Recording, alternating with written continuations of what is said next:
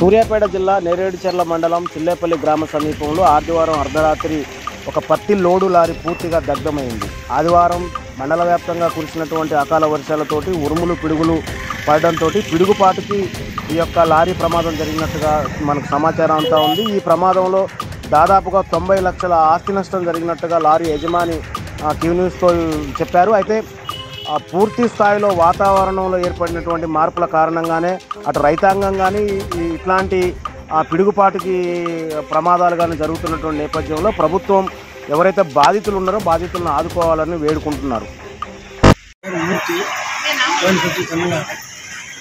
Night 12 గంటలకి వచ్చాను. ప్రాణం పడితే ఉంటుంది. ఎడకల డ్రైవర్ చెప్పారు, బయట అయింది చూసినారు, సైడ్లో పెట్టేసి నీళ్ళు పోసినారు, ఆఫ్ అవ్వలేదు. మళ్ళీ ఫైర్ ఇంజిన్ వచ్చి పత్తి వండి అన్ని పోయినారు. ఎంత నష్టమైంది మొత్తం?